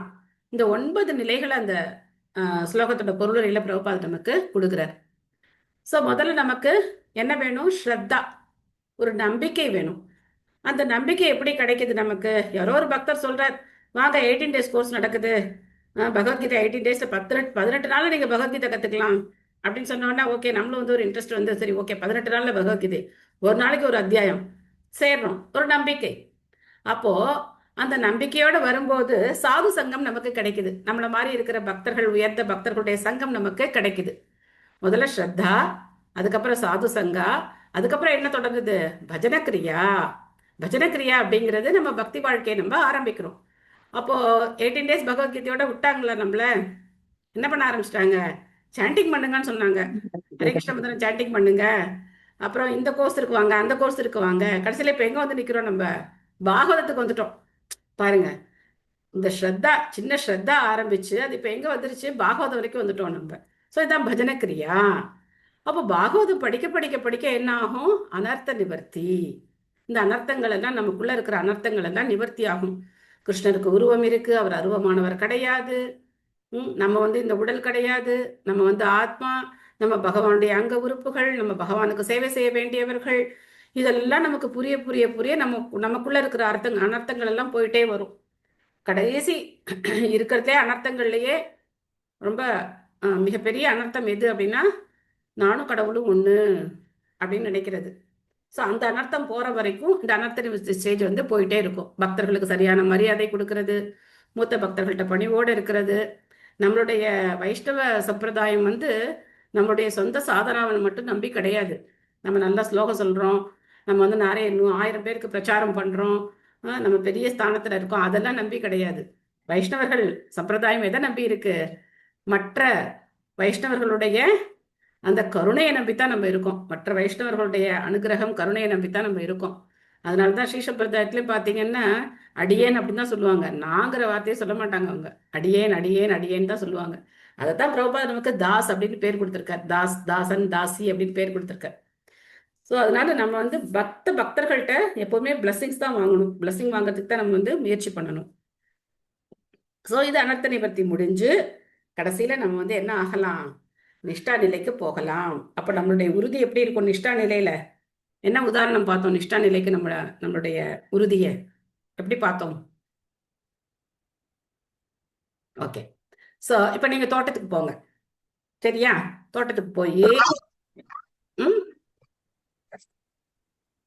தோட்டத்துக்கு போய் ஒரு புல்ல பாருங்க. தோட்டத்துல போய் என்ன பண்ணுங்க? ஒரு புல்லு இருந்தா அந்த புல்ல பிடிங்க பாருங்க. ஈஸியா வருதா, கஷ்டமா இருக்கா புல்ல பிடுங்கிறதுக்கு? ஈஸியா இருக்கும். ஈஸியா இருக்கும் இல்லையா? ஒரு பிடிங்கினா அப்படி கையில வந்துடும் புல்லு. ஓகே, பக்கத்துலயே ஒரு பெரிய மரம் இருக்கு, அந்த மரத்தை அப்படி பிடிங்க பாருங்க, கையில வந்துருமா? இதுதான் நிஷ்ட பக்தி. இப்ப யாராவது வந்து நீ ஏன் இந்த அரேக்ஷனாக்கு போற, நீ ஏன் இதெல்லாம் சொல்ற, உனக்கு என்ன கிடைக்குது, இங்க வா, இங்க நிறைய கிடைக்குது அப்படின்னு சொன்னா நம்ம என்ன பண்ண மாட்டோம்? நீ இங்க வா அப்படின்னு சொல்லுவோம். நம்ம என்ன சொல்லுவோம்? நீ இங்க வா, நீ தான் ஏமாந்து போயிட்டு இருக்க, நீ இங்க வா அப்படின்னு சொல்லுவோம். அப்ப நம்ம பக்தி என்ன ஆயிடுச்சு? அந்த மரம் மாதிரி நல்லா வேரூன்றி ஸ்ட்ராங் ஆயிடுச்சு நிஷ்டா. இதுக்கப்புறம் நமக்கு என்ன கிடைக்கும்? ருச்சி. ஹரே கிருஷ்ண மகாமந்திரம் சொல்றதுல ஒரு டேஸ்ட் கிடைக்கும். அது வரைக்கும் நம்ம வந்து மெக்கானிக்கலா சொல்லிட்டு இருப்போம், ஹரே கிருஷ்ணா ஹரே கிருஷ்ண கிருஷ்ண கிருஷ்ண ஹரே ஹரே ராம ஹரே ராம ராம ராம. இப்பவும் டேஸ்ட் இருக்கு, ஆனா அதோட ரியல் டேஸ்ட் நம்ம இன்னும் சுவைக்கல. இதான் வழி. அதுக்கப்புறம் பாவா பிரேமா எல்லாம் அதுக்கப்புறம் பகவான் பார்த்துப்பார். ஸோ இந்த 9 நிலைகள்ல நம்ம எந்த நிலையில இருக்கோம் அப்படிங்கிறதுல நாம தெளிவா இருக்கணும். நாம வந்து ஸ்ரத்தால இருந்துகிட்டு நமக்கு பிரேமை வந்துட்ட மாதிரி நம்ம என்ன பண்ணக்கூடாது? பேசலாம் கூடாது. அதுக்கப்புறம் இன்னொன்று பிரபுபா சொல்ற, யார் காமத்திலேருந்து விடுபடலையோ அவங்க தயவு செய்து என்ன பண்ணாதீங்க, செகண்ட் கேண்டோக்கு அப்புறம் படிக்காதீங்கிறார். இந்த 2 கேண்டோ தான் படிங்க, ஏன்னா இது பகவானுடைய பாதங்களை மட்டும் தியானம் பண்ணுங்க அப்படின்னு சொல்றார். ஆனா பாகவதம் படிக்க படிக்க படிக்க நமக்குள்ள இருக்கிற அந்த காம உணர்வுகள் எல்லாம் கொஞ்சம் கொஞ்சமா குறையும். ஸோ ஜென்ரலா ரெக்கமெண்ட் பண்றது 2 கேண்டோஸ் தான் எல்லாரையும் படிக்க சொல்லுவாங்க. 3rd கேண்டோலாம் யாரையும் வந்து படிக்க சொல்ல மாட்டாங்க. பட் இப்போ வந்து என்ன பண்றாங்க அப்படின்னா, ஓகே எல்லா கேண்டோவும் படிக்கலாம், படிக்க படிக்க படிக்க நமக்கு அந்த அனர்த்தங்கள் எல்லாம் குறையும் அப்படின்னு சொல்லப்பட்டிருக்கு. அதுக்கப்புறம் பகவானுடைய அழகான புன்னகை, அதுக்கு வந்துருவோமா? 1வது அத்தியாயத்துல 1வது காண்டத்துல 11வது அத்தியாயத்துல 8வது ஸ்லோகம். அஹோ சநாதா பவதாத்மயஸ்மயம் த்ரைவிஷ்டபானாமபி தூரதர்ஷனம் பிரேமஸ்மித ஸ்னிக்த நிரீக்ஷணானனம் பஷ்யமே ரூபம் தவ சர்வ சௌபகம். இந்த ஸ்லோகத்துல துவாரகாவாசிகள் பகவானுடைய அழகான புன்னகையை வந்து அவங்க வந்து குளோரிஃபை பண்றாங்க. ஸோ உங்க சிரிப்பே போதுமே, எங்களுக்கு வேற என்ன வேணும், எங்களுக்கு ஒண்ணுமே வேண்டாம், நீங்க இப்ப வந்துட்டீங்க, ரொம்ப சந்தோஷமா இருக்கு, நீங்க வந்ததுனால நாங்க ரொம்ப சந்தோஷமா இருக்கோம் அப்படின்னு சொல்லி அவருடைய அந்த, ஏன்னா விட்டுட்டு எங்க போயிட்டார்? ஹஸ்தினாபுரம் போயிட்டு ரொம்ப நாள் கழிச்சு தான் வந்தார். குருஷேத்திர யுத்தம் எல்லாம் முடிஞ்சு அதுக்கப்புறம் தான் வந்தார். அவர் வந்த உடனே இவங்களுக்குலாம் ஒரே சந்தோஷம், இப்படிலாம் சொல்லி அவரை வரவேற்றதை நம்ம பார்த்தோம். ஸோ இந்த பொருளுரை ரொம்ப முக்கியமான பொருளுரை, நிறைய பாயிண்ட்ஸ் இருக்கு. இந்த ஒரு பொருளுரை நம்ம வந்து பேசினா நமக்கு இன்னைக்கு கிளாஸும் முடிஞ்சிடும். ஹரே கிருஷ்ண மாதாஜி, ஒரு டவுட்டுங்க மாதாஜி. இப்ப நம்ம ஜட சூழ்நிலைகள்ல ரொம்ப ஆர்வமா இருக்கிறது அனர்த்தம், அதுல இருந்து வெளியில வர்றது அனர்த்த நிவர்த்தியா மாதாஜி? ஆமா, அப்படிதானா மாதாஜி? அப்படிதான். ஓகே மாதாஜி. ஹரே கிருஷ்ண மாதாஜி. ஹரே கிருஷ்ணா. நீங்க சொல்றது கிராஸா சப்டலா நிறைய விஷயங்கள் இருக்கு. இப்போ ஒரு உதாரணத்துக்கு சொல்றேனே, நீங்க இப்போ போயிட்டு இருக்கீங்கன்னு வச்சுக்கோங்க, உங்க எய்த்தாப்புல ஒரு பக்தர் வராரு, யாரோ திலக் போட்டுட்டு வர்றாங்க ஒரு பக்தர், உங்களுக்கு தெரிஞ்சவங்களா கூட இருக்கலாம். ஆனா அவங்களுக்கும் ஏதோ கொஞ்சம் மனஸ்தாபம் இருக்கு. நீங்க அவரை பார்த்து இப்படி போயிட்டீங்கன்னா கூட அதுவும் ஒரு அனர்த்தம் தான். ஒரு பக்தரை பார்த்தோன்னே நம்ம என்ன பண்ணணும்? சந்தோஷப்படணும். சந்தோஷப்பட்ட ஹரே கிருஷ்ணா அப்படின்னு சொல்லணும். ஓகேங்க மாதாஜி. சின்ன சின்ன சின்ன சின்ன விஷயங்கள்லாம் நிறைய இருக்கு. அனர்த்தங்கள் நிவர்த்தி ஆகிறதுக்கு நமக்கு நிறைய இருக்கு. சோ ஒரு பக்தர் ஒரு வைஷ்ணவரை பார்த்தா மனசுல அந்த சந்தோஷம் ஏற்படல, அவங்க செய்த ஏதோ ஒரு விஷயம் அது ஞாபகம் வந்து நம்மள வந்து தொந்தரவு பண்ணுது அப்படின்னா அனர்த்தம் இருக்குன்னு அர்த்தம். ஓகேங்க மாதாஜி. அப்ப நம்ம இப்ப அளவுக்கு அதிகமா பணம் சேர்க்கணும்னு விரும்புறது, அது அளவுக்கு அதிகமா எல்லா விஷயத்திலயும் பேராசைப்படுறது, அதுவும் இதுல சேருமாங்க மாதாஜி? இல்ல அது கண்டிப்பா வேறையா சேரும், மாதாஜி? கண்டிப்பா சேரும், கண்டிப்பா சேரும். ஓகேங்க மாதாஜி. ஹரே கிருஷ்ணா. கிருஷ்ணருக்காக எவ்வளவு வேணா பேராசைப்படலாம் மாதாஜி. தத்திர லௌல்யம் அபிமூல நம்சன்னு சொல்ல, எவ்வளவு லௌல்யம் எவ்வளவு வேணா பேராசைப்படலாம். ஆனா நம்மளுடைய புலனின்பத்துக்காக நான் கோடீஸ்வரன் ஆகணும், நான் வந்து அந்த கார் வாங்கணும், நான் இந்த கார் வாங்கணும் அப்படிலாம் நம்ம வந்து உழைப்புன்னு உழைச்சோம் அப்படின்னாக்க அது என்னது?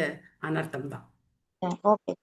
ஹரே கிருஷ்ணா. தேங்க்யூ மாதாஜி. அந்த ஃபார்முலா நான் உங்களுக்கு சொன்னேன் இல்லையா? ஜபம் பண்ண நேரம் இருக்கணும், நமக்கு பாகவதம் கேட்க நேரம் இருக்கணும், அதுக்கப்புறம் லெக்சர் கேட்கணும். இந்த 3 காரியத்துக்கு நமக்கு நேரம் இருந்து நம்ம வந்து ஒரு 4 மணி நேரம் கிருஷ்ணருக்காக நம்ம ஸ்பெண்ட் பண்ணோம் அப்படின்னா மற்ற 20 மணி நேரம் ஆட்டோமேட்டிக்கா நம்ம வந்து கிருஷ்ணருக்காக செலவு பண்ணுவோம். ஸோ பணம் சம்பாதிக்கிறது தப்பே கிடையாது. இங்க பாத்தீங்கன்னா இந்த பெரிய கோவில் திருப்பணி சொன்னேன் இல்லையா, பெரிய கோவில் திருப்பணி நடந்துட்டு இருக்கு அப்படின்னு சொன்னேன் இல்லையா, இந்த கோவில் திருப்பணிக்கு பெரும் பங்கு பணம் யார் கொடுக்கறது அப்படின்னா ஃபோர்டு கம்பெனி தான். ஃபோர்டு ஐகான் பெரிய கார் கம்பெனிக்காரர், அவர் தான் வந்து அம்பரீஷ் பிரபு. அவர் தான் வந்து பெரும்பாலான கோடியா கொடுக்குறார். எப்படி கொடுக்குறார்? கோடியா சம்பாதிக்கிறார், கொடுக்குறார். அந்த மாதிரி அவருக்கு வந்து சம்பாதிச்சாலும் பகவானுக்காக கொடுக்கணும், எல்லாம் கொடுக்கணும். சம்பாதிக்கிறதுல தப்பே கிடையாது. யுதிஷ்ட மகாராஜன் மிகப்பெரிய உலக பேரரசர், பரீட்சித் மகாராஜர் உலகப்பெரிய பேரரசர். இவங்கெல்லாம் என்ன பணம் இல்லாமலா இருந்தாங்க? ஆனா என்ன பண்ணாங்க? அசுமேத யாகம் பண்ணாங்க, பகவானுடைய திருப்திக்காக எல்லா காரியங்களும் பண்ணாங்க. சோ அதனால பகவான் நம்மள எந்த நிலையில வச்சாலும் சரி, எந்த சூழ்நிலையும் நம்ம பகவானுக்காக நம்ம சேவை செய்யணும். நம்மள கோடீஸ்வரனா வச்சாலும் சரி, இல்ல ஒரு குடிசையில வச்சாலும் சரி, எப்படி வச்சாலும் நம்ம வந்து அவருக்காக சேவை பண்ணோம் அப்படின்னாக்க that is best. Okay Mataji. Thank you Mataji. Thank you Mataji. Hare Krishna. Hare Krishna Mataji.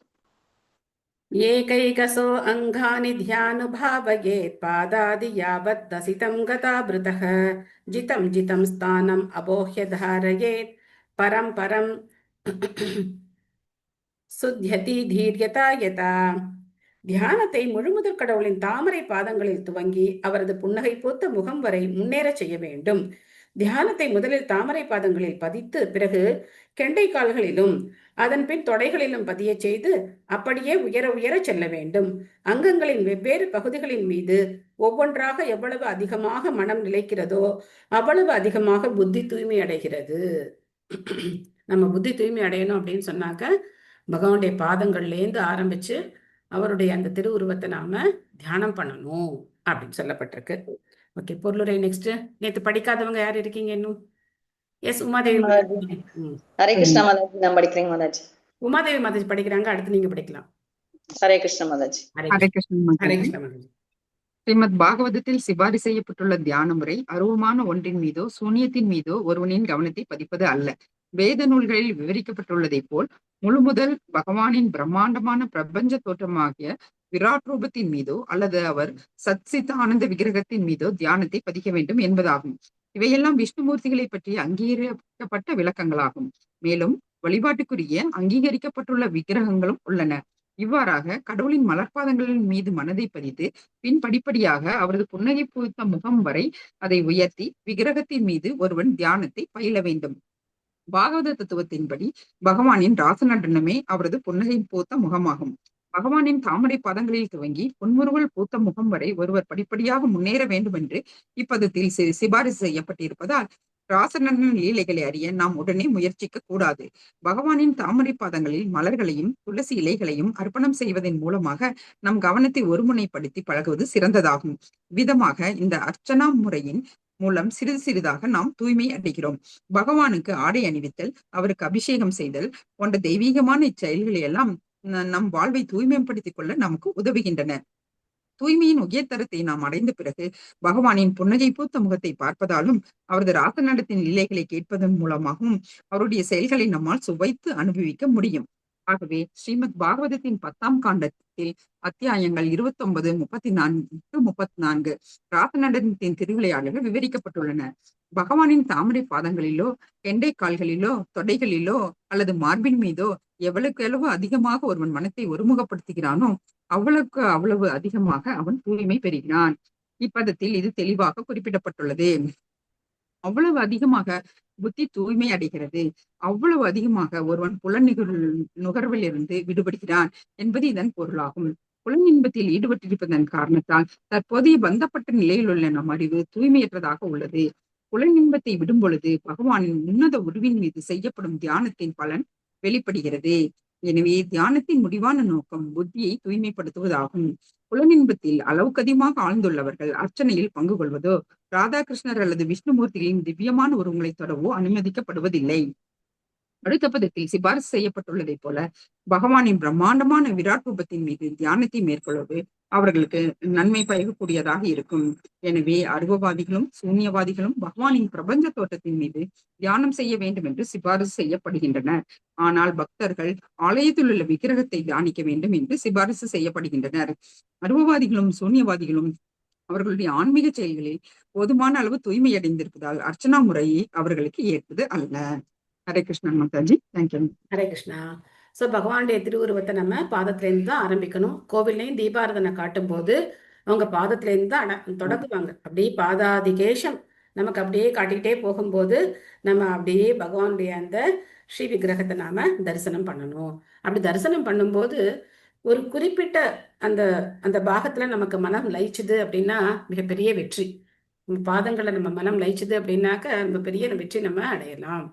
எனக்கு என்ன ரொம்ப பிடிக்கும் அப்படின்னாக்க இங்க பஞ்சதத்துவா ரொம்ப லைஃப் சைஸ் ரொம்ப பெரிய பஞ்சதத்துவா விக்கிரகங்கள், அவங்களுடைய பாதங்கள் இந்த பீடங்களே பார்த்தோம் அப்படின்னா அவ்வளோ பெருசு இருக்கும். தாமரை பீடங்கள் அவ்வளோ பெருசா இருக்கும்.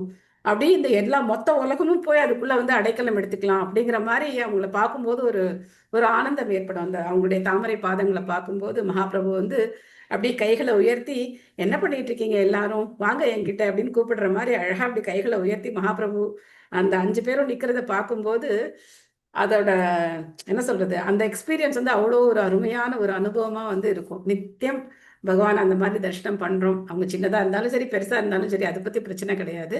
ஆனா இங்க வந்து அந்த பிரம்மாண்டமான தோற்றத்தோட அவங்க வந்து இருக்காங்க. ரொம்ப அழகான அந்த பஞ்சதத்துவா, அதுக்கப்புறம் ராதா மாதவ், நரசிங்கர், அற்புதமான. ஹரே கிருஷ்ணா மாதாஜி. அது உண்மையா ரொம்ப அழகா இருக்கும் மாதாஜி. அங்க மாயாப்பூர்ல வந்துட்டு கிளம்பவே மனசே வரல. ரொம்ப சந்தோஷமா இருந்துச்சு. ஏதோ ரொம்ப நாள் பிரிஞ்சிருந்து பாக்குறோம் அப்படின்ற மாதிரி இவ்வளவு நாள் இது பண்ணிட்டோம் அப்படின்னு ரொம்ப சந்தோஷமா இருந்துச்சு பார்த்த உடனே. கண்டிப்பா கண்டிப்பா நல்லா இருந்துச்சு மாதாஜி. நீங்க சொன்னது ரொம்ப அப்படியே ரொம்ப நல்லா இருக்கு, சந்தோஷமா இருக்கு மாதாஜி. ஹரே கிருஷ்ணா. நன்றி ஹரே மாதாஜி. கிருஷ்ணா.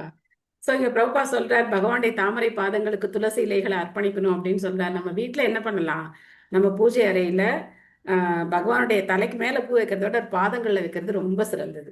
அவருடைய பாதங்கள்ல மலர்களை அர்ப்பணம் பண்ணி துளசி இலையை அவர் பாதங்களை அர்ப்பணம் பண்ணோம் அப்படின்னாக்க கண்டிப்பா நமக்கு வந்து மனசுல வந்து அவ்வளோ ஒரு சந்தோஷம் கிடைக்கும். துளசி மஞ்சரிகளை அழகா நீங்க வந்து ஒரு சின்ன கத்திரிக்கோல் வச்சு கொஞ்சம் நல்லா கட் பண்ணி டெய்லி ஒரு துளசி மஞ்சரி நம்ம வந்து அர்ப்பணம் பண்ணோம் அப்படின்னாக்க பகவான் ரொம்ப சந்தோஷப்படுவார். நம்மளால எந்த அளவுக்கு இந்த சின்ன சின்ன விஷயங்கள்ல கவனம் செலுத்தி அவருக்கு சேவை பண்ண முடியுதோ அந்த அளவுக்கு நம்ம மனசுல இருக்கிற அந்த களங்கங்கள்லாம் போய் நம்ம வந்து ரொம்ப சந்தோஷமா உண்மையான பக்தியுடைய சுவையை நம்ம வந்து அனுபவிக்கலாம். ஸோ பிரபா நம்மளை ரொம்ப கண்டிக்கிறார். ஆரம்பத்துல இருந்தே சொல்லிக்கிட்டே வரார், எடுத்த உடனே என்ன பண்ணாதீங்க, 10வது காண்டத்துக்கு போகாதீங்க, அதுவும் முக்கியமா இந்த ராசநடனத்தை பத்தி படிக்காதீங்க. நாம தூய்மை அடையாம அதை படிச்சாலும் அதெல்லாம் ஒண்ணும் கிடையாது. அதை படிச்சாலும் நமக்கு ஒன்றும் புரிய போறதும் கிடையாது. ஆனா அதை படிச்சு என்ன பண்றோம், அது காமமான ஒரு விஷயம் அப்படின்னு நினைக்கிறோம். ஒரு ஒரு இளைஞனும் இளம் பெண்களும் சேர்ந்து காமத்துல ஈடுபடுற மாதிரி நம்ம வந்து நினைக்கிறோம். அதுதான் உலகத்துல எல்லாரும் பேசுறாங்க, அப்படிதான் பேசுறாங்க. ஏன்னா அந்த தூய்மை கிடையாது. தூய்மை இல்லாதவங்க அந்த மாதிரி பேசுறாங்க. 9 காண்டங்கள் படிச்சு பொருளுடையோட 9 காண்டங்கள் படிச்சோம் அப்படின்னா அப்போ கிருஷ்ணர் தான் முழுமுதற் கடவுள், எல்லாமே அவருக்கு தான் சொந்தமானது, நாமளும் அவர் அனுபவிக்கிறதுக்காகத்தான் நம்மளையும் அவர் படைச்சிருக்காரு அப்படிங்கிறத நம்மளால புரிஞ்சுக்க முடியும். ஸோ இப்போ நம்மளுடைய அறிவு அப்படிங்கிறது தூய்மையற்றதா இருக்கு. ஸோ புலனின்பத்திலேருந்து நம்ம விடுபடும் போது நம்ம உண்மையான ஆன்மீக அந்த ரசத்தை நம்மளால அனுபவிக்க முடியும். அதனால விக்கிரக வழிபாடு அப்படிங்கிறது கிரகஸ்தர்களுக்கு சிபாரிசு செய்யப்படுது. கிரகஸ்தர்கள் மூத்த பக்தர்களுடைய அனுமதியோட விக்கிரகங்களை வீட்டில் வச்சு வழிபட்டோம் அப்படின்னாக்க அப்போ நமக்கு தெரியும் அவர் ஒரு நபர் நம்ம கூட இருக்கார், நம்ம வீட்டில் இருக்கார், இஸ் அ பர்சன் அப்படிங்கிறத நம்ம வந்து ஃபீல் பண்ணுவோம். இல்லைனாக்கா நமக்கு அந்த ஃபீலே இருக்காது, இம்பர்சனலாக இருக்கும். யாவன்ன ஜாயேத பரவாரேஸ்மின் விஸ்வேஸ்வரே திரஷ்தரி பக்தியோகः தாவத் ஸ்தவீய புருஷஸ்ய ரூபம் கிரியாவசேன பிரயதக ஸ்மரேத். ஆழ்ந்த பௌதிகவாதி ஆன்மீக மற்றும் ஜட உலகங்கள் ஆகிய இரண்டையும் காண்பவரான பரமபுருஷனிடம் பக்தி தொண்டு உணர்வை விருத்தி செய்து கொண்டால் அல்லாது அவனது விதிக்கப்பட்ட கடமைகளின் முடிவில் அவன் பகவானின் விஸ்வரூபத்தை நினைப்பதையோ அல்லது அதை தியானிப்பதையோ மட்டும் மேற்கொள்ள வேண்டும். ஸோ யாருக்கு பகவானுடைய ரூபத்து மேல அந்த லைப்பு வரலையோ அவங்க என்ன பண்ணணும், முன்னாடி சாப்டர்ல சொன்ன அந்த விஸ்வரூபத்தை தான் அவங்க வந்து தியானம் பண்ணணும். அவங்களால பகவானுடைய அந்த ஷியாமசுந்தர ரூபத்தை தியானம் பண்ண முடியாது, அந்த மாதிரி நிலையில இருக்காங்க. மீனா மாதாஜி படிக்கிறீங்களா?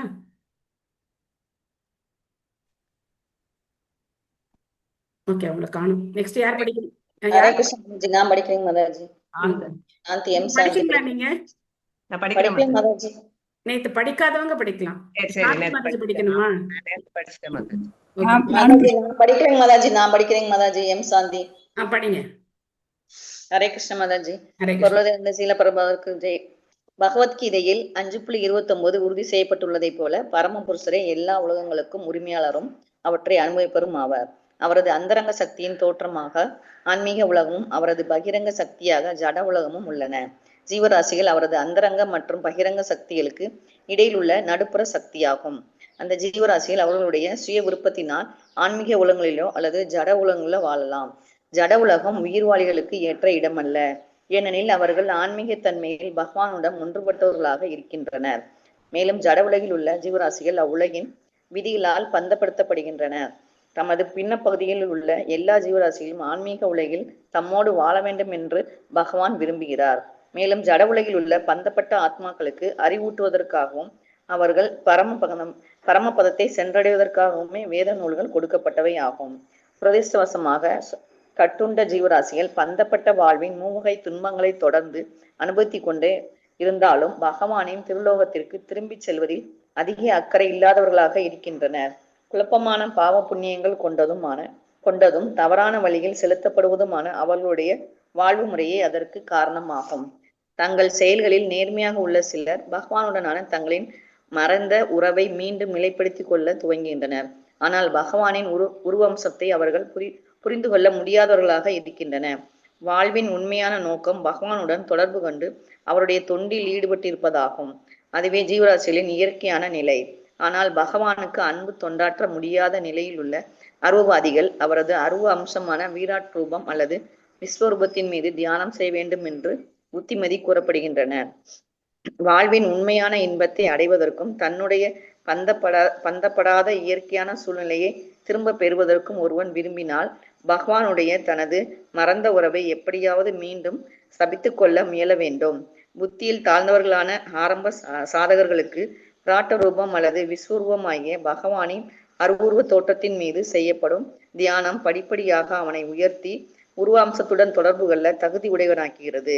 வெவ்வேறு கிரகங்கள், கடல்கள், மலைகள், நதிகள், பறவைகள், மனிதர்கள், தேவர்கள் மற்றும் நம்மால் கற்பனை செய்யக்கூடிய அனைத்துமே பகவானின் வீரற்ற ரூபத்தில் உள்ள அங்கங்களின் வெவ்வேறு பகுதிகளே என்பதை அறிய வேண்டுமானால் முந்தைய அத்தியாயங்களில் குறிப்பிட்டுள்ளதை போல பகவானின் வீராட் ரூபத்தை ஒருவன் தியானிக்க வேண்டும் என்று அறிவுரை கூறப்படுகிறான். இத்தகைய சிந்தனையும் கூட பரிபூர்ண மெய்ப்பொருளின் மீதான ஒரு வகை தியானமே ஆகும். மேலும் இத்தகைய தியானம் துவங்கிய உடனே தெய்வீக பண்புகளை ஒருவன் விருத்தி செய்து கொள்கிறான். இதனால் உலகில் உள்ள மக்களுக்கெல்லாம் இவ்வுலகம் முழுவதும் மகிழ்ச்சியும் அமைதியும் உடைய இருப்பிடமாக தோன்றுகிறது. பகவானின் உருவாம்சம் அல்லது அருவுருவத்தின் மீது அத்தகைய தியானத்தை மேற்கொள்ளாவிட்டால் மனிதன் ஆதார நிலையை பற்றிய எல்லா நற்பண்புகளும் தப்பான அபிப்பிராயங்களால் மறைக்கப்பட்டுவிடும். மேலும் இத்தகைய முன்னேற்றமான அறிவு இல்லையெனில் மனிதனுக்கு உலகமே ஒரு நரகமாய் விடுகிறது. ஹரே கிருஷ்ண மாதாஜி. நன்றி மாதாஜி. ஹரே கிருஷ்ணா. தேங்க்யூ மாதாஜி. ஹரே கிருஷ்ணா மாதாஜி இதுல மாதாஜி. ஒரே மாதாஜி இந்த பின்ன பகுதின்னா என்னது மாதாஜி? பின்ன பகுதின்னு சொல்றாங்க. சொல்றேன் மாதாஜி. அதுக்கு அன்னொன்னு வந்து விராட் ரூபத்தை மட்டும் பண்ணலாம், அது பண்ணணும்ன்றாங்க, அது மட்டும் சொல்லுங்க. ஓகே ஹரே கிருஷ்ணா. ஹரே கிருஷ்ணா மாதாஜி. 5.29 போக்தாராம் யஜ்ஞ தபசாம் சர்வலோக மகேஸ்வரம் சுகிருதம் சர்வபூதானாம் ஞாத்மாமாம் சாந்தி ருச்சதி. தேங்க்யூ பிரபு. பரமபுருஷரே உலகத்துல அவர்தான். மொழிபெயர்ப்பு சொல்லிடுங்க பிரபு. போக்தானா எல்லாத்தையும் அனுபவிக்கிறவர். போக்தானா என்னது? எல்லாத்தையும் அனுபவிக்கிறவர். ஸோ அதனால நம்ம சமைக்கிற சாப்பாடு போகான்னு சொல்றோம். என்ன சொல்றோம்? போகா. அது வந்து சமஸ்கிருத வார்த்தை. அது நம்ம பிரசாதம் சொல்லக்கூடாது. பிரசாதம் பகவானுக்கு வைக்கணும்னு சொல்லக்கூடாது. நம்ம என்ன சொல்றோம்? போகா. போகா எதுக்கு? போக்தா அனுபவிக்கிறதுக்காக அந்த போகாவை நம்ம வந்து தயார் செய்யறோம். போகா பண்றோம். போகா பண்ணி அந்த போக்தாவுக்கு நம்ம அதை கொடுக்குறோம். அவர் அனுபவிப்பவர். நல்ல சூடா அப்படி சாதம் வடிச்சு அழகா வந்து அதுல நெய் விட்டு துளசி பத்திரம் போட்டு அடி சாம்பார் ரசம் எல்லாம் வச்சு சூடா அவருக்கு ஆஃபர் பண்ணும்போது, ரொம்ப சூடா வைக்கக்கூடாது. துளசி வந்து சுருங்கி போற மாதிரியோ, துளசி வந்து அந்த அந்த சூடு படுற மாதிரியோ சூடு வைக்கக்கூடாது. சாப்பிட்ற அளவுக்கு மிதானமான சூட்டில் தான் வைக்கணும். துளசியை வந்து சூடுபடுத்தக்கூடாது. அவங்கள கொஞ்சம் கூட அவங்கள வந்து துளசியை வந்து நம்ம கஷ்டப்படுத்தக்கூடாது.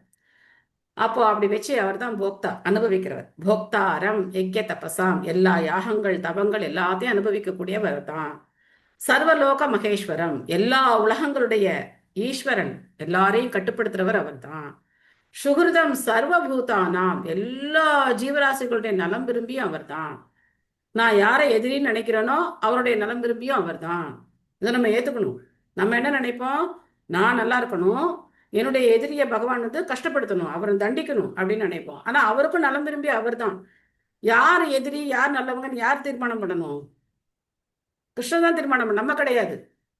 ஸோ அதனால போக்தாரம் யஜ்ய தபசாம் சர்வலோக மகேஸ்வரம் சுகிருதம் சர்வபூதானாம் ஞாத்வாமாம் சாந்தி ருச்சதி. யார் இதை தெரிஞ்சுக்கிறாங்களோ அவங்க வந்து உண்மையான சாந்தி, அமைதியை வந்து அடைவாங்க அப்படின்னு இந்த 5:29 பகவான் வந்து சொல்றார்.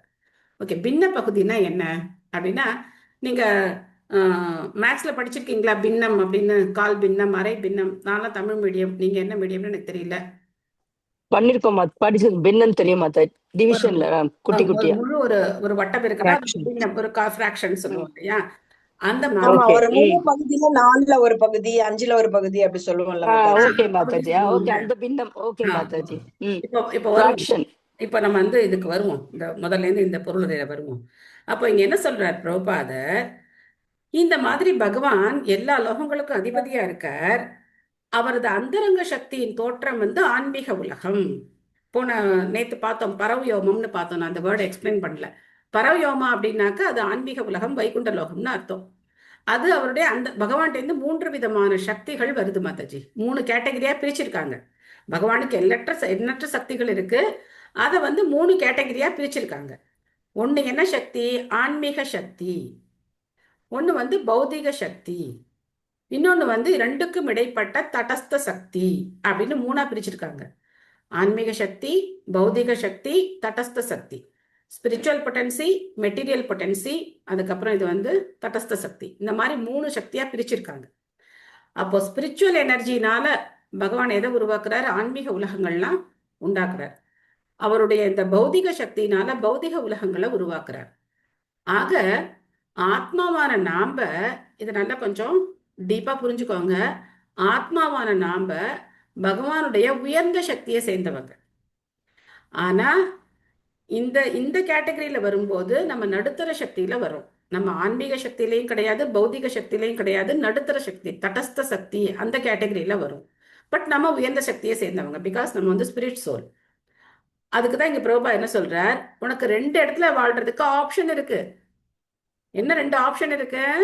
நீ ஸ்பிரிச்சுவல் வேர்ல்ட்லயும் இருக்கலாம், மெட்டீரியல் வேர்ல்ட்லயும் இருக்கலாம். உனக்கு 2 ஆப்ஷன் இருக்கு. ஆனா இப்ப நம்ம எதை சூஸ் பண்ணிட்டோம்?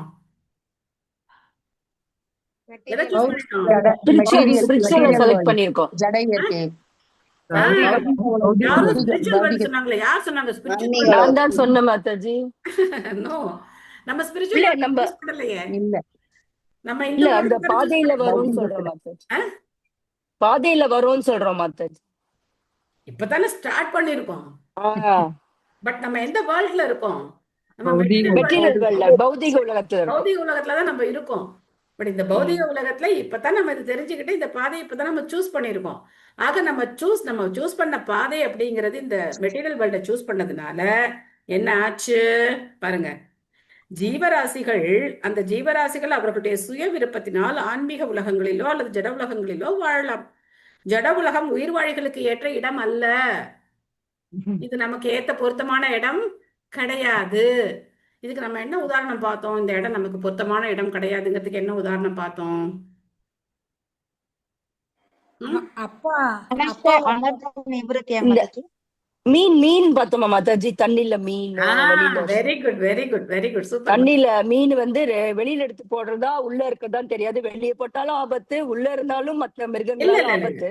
உள்ள இருந்தா அதுக்கு சேஃப். அது உள்ள இருந்தா அதுக்கு ஆபத்து இல்ல, அது ஜாலியா இருக்கும். தண்ணில போட்டோம்னா அது ஜாலியா இருக்கும். குட்டி மீனா இருந்தா கூட அது என்ன பண்ணும்? ஜாலியா இருக்கும். அந்த மாதிரி ஆத்மாவுக்கு எந்த இடம் அப்படின்னாக்க ஸ்பிரிச்சுவல் வேர்ல்டு தான். ஸ்பிரிச்சுவல் வேர்ல்டு தான் ஆத்மாவுக்கான இடம். ஆனா அது எங்க வந்து மாட்டிக்கிச்சு? இந்த மெட்டீரியல் வேர்ல்ட்ல வந்து மாட்டிக்கிட்டு முழிச்சிட்டு இருக்கோம். இந்த எக்ஸிபிஷன்ல காணா போன குழந்தை மாதிரி நம்ம இப்போ முழிச்சிட்டு இருக்கோம். ஒவ்வொரு கடையா வேடிக்கை பார்த்துட்டே இருக்கும்ல குழந்தை, நிறைய லைட் போட்டிருக்கு அப்படின்னு சொல்லி. அந்த மாதிரி நாமளே இங்க பாக்குறோம். இந்த நாட்டுக்கு போலாமா, இந்த நாட்டுக்கு போனா சந்தோஷமா இருக்கலாமா, இந்த நாட்டுல போனா இன்னும் நல்லா சந்தோஷமா இருக்கலாமா அப்படின்னு சொல்லி படி படி படி படி படி படி படிச்சாதானே அந்த நாட்டுக்கு போய் இந்த ஒரு பொசிஷன்ல போய் நீ இப்படி இருக்க முடியும். அப்போ இப்ப இருக்கிற சூழ்நிலையில பார்த்தோம்னா எல்லா பதிலும் ஏஐ சொல்லிடும் போல இருக்கு. அந்த மாதிரிலாம் இப்ப போயிட்டே இருக்கு. ஆக இந்த இடம் நம்மளுடைய இடம் கிடையாது. அப்போ பகவான் என்ன நினைக்கிறார் அப்படின்னா, எதுக்காக இந்த இடம் கிடையாது அப்படின்னா இங்க பாருங்களேன். ஏன் இந்த இடம் கிடையாது? ஏனென்றால் அவர்கள் ஆன்மீக தன்மையில் பகவானுடன் ஒன்றுபட்டவர்களாக இருக்கின்றனர். மேலும் ஜட உலகில் உள்ள ஜீவராசிகள் அவ்வுலகின் விதிகளால் பந்தப்படுத்தப்படுகின்றன. இந்த மெட்டீரியல் வேர்ல்ட டிசைன் பண்ணும் போதே பகவான் என்ன பண்ணி டிசைன் பண்ணியிருக்கார்? இங்க நீ பாவம் பண்ணிதான் வாழணும் அப்படிங்கிற மாதிரி டிசைன் பண்ணி வச்சிருக்கார்.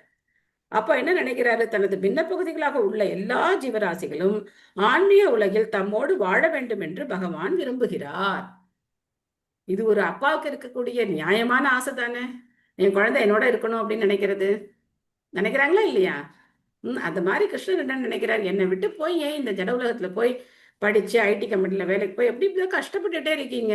எல்லா செல்வ வளங்களும் என்கிட்ட இருக்கு. நீ படிக்க வேண்டாம், காலேஜுக்கு போக வேண்டாம், படிக்க வேண்டாம், வேலை பார்க்க வேண்டாம், ஒன்றும் பண்ண வேண்டாம், ஜாலியா பகவானுக்கு சேவை பண்ணிட்டு இருந்தா போதும். அங்க வான்னு சொன்னா நம்ம என்ன சொல்றோம்? இல்ல முதுகுல நிறைய மூட்டை தூக்குனாதான் எனக்கு நல்லா இருக்கு, நான் மூட்டை தூக்கிக்கிட்டே இருக்கேன் அப்படின்னு நம்ம சொல்லிக்கிட்டே இருக்கோம். சோ அந்த உலகத்துல தான் நம்ம போய் இருக்க வேண்டிய இடம்.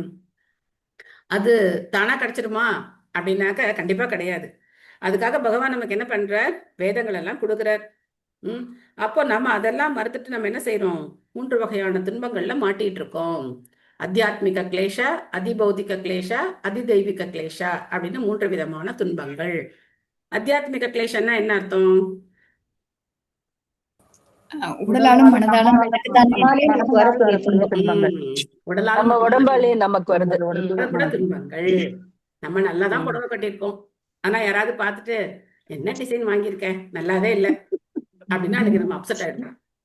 சே, என்ன பார்த்து இப்படி சொல்லிட்டாங்களே அப்படின்னு சொல்லி அப்செட் ஆயிடுவோம். உண்டா இல்லையா நமக்கு? இல்லையா? சின்ன சின்ன எக்ஸாம்பிள் தான். சோ அடுத்தது பௌதிக. அடுத்த ஜீவராசிகளால் நமக்கு ஏற்படக்கூடிய துன்பங்கள். அதுக்கப்புறம் அதிதெய்வீக கிளேஷா, தேவர்களால நமக்கு ஏற்பட தேவர்களால. ஏன்னா இந்த ஜட இயற்கையை கட்டுப்படுத்துறவங்க தேவர்கள் தான். சோ அந்த தேவர்களால நமக்கு கொடுக்கப்படுற துன்பங்கள். ஆக இந்த துன்பங்கள் நிறைந்த இந்த இடத்துல இருந்து விடுபட்டு நாம பகவானுடைய ஆன்மீக உலகத்துக்கு போய் சந்தோஷமா இருக்கலாம். இதை ஏத்துக்காதவங்க விராட் ரூபத்தை தியானம் பண்ணுங்க. விராட் ரூபம்னா பகவானுடைய விஸ்வரூபம். போன அத்தியாயத்துல பார்த்தோம் இல்லையா? பிரபுபாதர் ரொம்ப அருமையா கொடுத்திருக்காரு. வெவ்வேறு கிரகங்கள், கடல்கள், மலைகள், நதிகள், பறவைகள், மிருகங்கள், மனிதர்கள், தேவர்கள் எல்லாருமே பகவானுடைய விராட் ரூபத்துக்குள்ள வர்றாங்க. இன்னொரு தடவை அந்த அத்தியாயத்தை படிச்சு பாருங்க. கடல்கள் என்னன்னு பார்த்தோம்? கடல்கள், நதிகள்லாம் பகவானுடைய என்னன்னு பார்த்தோம்? ரத்த நாளங்கள். வெரி குட், ரத்த நாளங்கள். பறவைகள், மிருகங்கள்லாம் என்னன்னு பார்த்தோம்? பகவானுடைய பல்வேறு ரசனைகள்னு பார்த்தோம். ஒவ்வொரு விதமான பறவைகள், ஒவ்வொரு விதமான இதெல்லாம் நம்ம வந்து பார்த்தோம். அப்போ மலைகள் என்னன்னு பார்த்தோம்? அவருடைய எலும்புகள். மேகங்கள் என்னன்னு பார்த்தோம்? கூந்தல் கார்குழல். அவருடைய கார்குழல் இப்படி நம்ம பார்த்தோம் இல்லையா? சோ இதெல்லாம் அவங்க அப்படி தியானம் பண்ண சொல்லி ரெக்கமெண்ட் பண்ணாங்க. யாருக்கு இந்த ரெக்கமெண்டேஷன் அப்படின்னா, யாரால கோவில்ல இருக்கிற பகவானுடைய விக்கிரகத்தை ஏத்துக்க முடியலையோ அவங்க என்ன பண்ணணும், இந்த விராட் ரூப தியானத்தை பண்ணணும். புரியுதா? விராட் ரூப தியானம்னா இதுதான். விஸ்வரூப தியானம் தான் விராட் ரூபம் அப்படின்னு சொல்லப்படுது. அந்த தியானத்தை அவங்க பண்ணணும் அப்படின்னு சொல்லப்பட்டிருக்கு. ஓகேவா? அந்த மாதிரி அவங்க தியானம் பண்ணும்போது கூட அவங்களுடைய குணங்கள் வந்து நல்ல குணங்கள் மாறும் அப்படின்னு சொல்லப்பட்டிருக்கு. பக்தினாலே ஒண்ணு நல்லா நம்ம ஞாபகம் வச்சுக்கணும். பக்தினா என்னன்னா மனமாற்றம் தான் பக்தி. நம்ம கிட்ட இருக்கிற அசுர குணங்கள்லாம் போய் நம்ம நற்குணங்களை விருத்தி பண்ணிக்கிறது தான் பக்தி. அதுதான் உண்மையான பக்தி. பகவத்கீதை முழுக்க குணங்களை பத்தின உபதேசங்கள் தான். எங்க எடுத்தாலும் பகவான் வந்து எனக்கு பிரியமானவன் இப்படி இருப்பான், என்னுடைய பிரியமானவன் இப்படி இருப்பான் அப்படின்னு சொல்லி குணங்களை தான் பகவான் சொல்றார். எனக்கு பிரியமானவன் எனக்கு 1 கோடி கொடுப்பான், எனக்கு பிரியமானவன் எனக்கு வந்து இது கொடுப்பான் அப்படிலாம் சொல்லல பகவான். நீங்க 12வது அத்தியாயத்துல 8வது ஸ்லோகத்துக்கு மேல எடுத்து பாருங்க. முழுக்க முழுக்க என்ன சொல்றார் பகவான், எனக்கு பிரியமானவன் எப்படி இருப்பான் அப்படிங்கறதான் சொல்றார். அதே மாதிரி 13வது அத்தியாயத்துல குணங்களை சொல்றார். ஒவ்வொரு அத்தியாயத்திலையும் குணங்களை தான் பகவான் சொல்றார். சோ அந்த மாதிரி பகவான் எதிர்பார்க்கிற அந்த தெய்வீக குணங்களை நாம விருத்தி பண்ணிக்கணும். தானா வராது, நாமளா என்ன பண்ணிக்கணும், விருத்தி பண்ணிக்கணும். பணிவா இருந்து பணிவா கேட்டு நம்ம வந்து அந்த அடக்கமான மனநிலையில இருந்தோம் அப்படின்னாக்க நமக்கு அந்த கர்வம் எல்லாம் குறையும். அப்ப நமக்கு பணிவு தானா வரும். பணிவு தான் பக்தியில முதல் படி. எந்த அளவுக்கு பணிவா இருக்கோமோ அந்த அளவுக்கு பகவானுடைய மனசுல இடம் பிடிக்கலாம். எந்த அளவுக்கு நம்ம பௌதிக உலகத்தை ஜெயிக்கணும்னு நினைக்கிறோமோ அந்த அளவுக்கு நம்ம இங்கே இருக்கலாம். ஓகேவா? பார்க்கலாம். 3:30 மணிக்கு ஜாயின் பண்ண முடியுமா எல்லாராலையும்? 3:30 to 4:30 ஜாயின் பண்ண முடியுமா? எஸ் மாதாஜி. முடியும் மாதாஜி. கண்டிப்பா 3:30 மணிக்கு கண்டிப்பா ஜாயின் பண்ண முடியும். ஓகே, முடியும் மாதாஜி. திங்கள் செவ்வாய் 3:30 டைம் கரெக்டா இருக்கும். 3:30 to 4:30 அப்படின்னு சொல்லி இந்த டைம் மட்டும் சின்னதா சேஞ்ச் பண்ணா. ஏன்னா எனக்கு ரெஜிஸ்ட்ரேஷன் சர்வீஸ் இருக்கு. இன்னைக்கு ஃபர்ஸ்ட் டேங்கிறதுனால 2-3 பேர் அங்க இருக்காங்க. அதனால நான் அவங்கள்ட்ட சொல்லிட்டு நான் இன்னைக்கு 5 மணிக்கு மாதாஜி இந்த 10 நாள் மட்டும் அப்படி எடுங்க மாதாஜி. அப்புறம் 4 மணிக்கே மாதாஜி. ஆமா, நான் அதுக்கு இந்த 4 மணிக்கே கண்டினியூ பண்ணிடலாம். இந்த 10 நாளும் பண்ண முடியுமான்னு எனக்கு தெரியல. அட்லீஸ்ட் ஒரு 2 டேஸ் படிக்கலாம். இன்னொரு 2 டேஸ் கண்டிப்பா வந்து படிக்கலாம். பரிக்கிரமா போனா அதுக்கப்புறம் அது எப்படி நடக்குங்கிறது பகவானுக்கு தான் தெரியும். அதுக்கப்புறம் 4 to 5 வச்சிருங்க மாதாஜி. அதுக்கப்புறம் 4 to 5. ஆமா 4 to 5 தான் டைம் இப்போதைக்கு. ஒரு சரி மாதாஜி. சரிங்க மாதாஜி. 4:30க்கு நான் பூத்துக்கு போகணும். அதனால மட்டும் வந்து 5 o'clock வரேன்னு சொல்லிட்டு வந்திருக்கேன். இன்னொரு கிளாஸ் நான் கேன்சல் பண்ணிட்டேன். என்னோட சௌராஷ்டிரா கிளாஸ் கேன்சல் பண்ணிட்டேன். கௌர பூர்ணிமா வரைக்கும் கேன்சல் பண்ணிட்டேன் சௌராஷ்டிரா கிளாஸ். பட் இது நம்ம ரெகுலரா படிக்கிறோம், டெய்லி படிக்கிறோம். அது வாரத்துக்கு ஒரு கிளாஸ் தான். அதனால ஒன்றும் பிரச்சனை இல்லை. இது நம்ம ரெகுலரா பாகவதம் படிக்கிறோம். இதை விடுறதுக்கு ஆமா மாதாஜி சீக்கிரமா. ஆமா எங்களுக்கும். ஓகே, எனிவே மண்டே வந்து 3:30 ஜாயின் பண்ணுங்க. நானும் குரூப்ல வந்து மெசேஜ் போடுறேன். Thank you all. Hare Krishna. Hare Krishna மாதாஜி. ஹரே கிருஷ்ணா மாதாஜி. என் நம்பரை ஆட் பண்ணுங்க. குரூப் தெரியல மாதாஜி. எனக்கு இந்த ஜூம்ல போனாதான் இருக்கா இல்லையான்னு தெரியுது. ஓகே, நீங்க எனக்கு ஹரே கிருஷ்ணா ஒரு மெசேஜ் இல்ல மாதாஜி. எனக்கு அன்னைக்கு போட்டேனே, நான் திருப்பி இன்னொரு வாட்டி போடுறேன் மாதாஜி. நீங்க போட்டிருக்கீங்களா? நான் போட்ட எல்லாரையும் ஜாயின் பண்ணிட்டேனே. இல்ல அந்த சேனலுக்கு எனக்கு குரூப் வரல மாதாஜி. சேனல் கேட்டிருந்தேன்ல, உங்களோட யூடியூப் சேனல் கேட்டிருந்தேன் இல்லையா, திருப்பி அகைன் ஐ புட் மாதாஜி. ஓகே, நீங்க எனக்கு ஹரே கிருஷ்ணா மெசேஜ் போட்டுருக்கீங்க. பண்றேன் மாதாஜி. Thank you. தேங்க் யூ மாதாஜி. ஹரே கிருஷ்ணா. Thank you. ஹரே கிருஷ்ணா மாதாஜி. ஹரே கிருஷ்ணா. ஹரே கிருஷ்ணா. நன்றி மாதாஜி. ஹரே கிருஷ்ணா. தேங்க் யூ மாதாஜி. ஹரே கிருஷ்ணா. புரியல பிரபு. இல்ல உங்களுக்கு டைம் ஆயிருக்கும். ஆமா பிரபு, 4:30 போறோம் பிரபு. ஹரே கிருஷ்ணா. நன்றி மாதாஜி. நடந்து போயிடுவேன். ஹரே கிருஷ்ணா. நாளைக்கு சொல்றேன் இந்த யாத்ரால நடந்த இன்சிடென்ட். ஓகே பிரபு, ஓகே பிரபு. நாளைக்கு ஷேர் பண்ணிக்கலாம். ரொம்ப நரசிம்மர் தான் எனக்கு சொல்றேன். சரி சரி பிரபு, சரி பிரபு. நன்றி மாதாஜி. ஹரே கிருஷ்ணா மாதாஜி. ஹரே கிருஷ்ணா. ஹரே ராம, ஹரே ராம, ராம ராம, ஹரே ஹரே.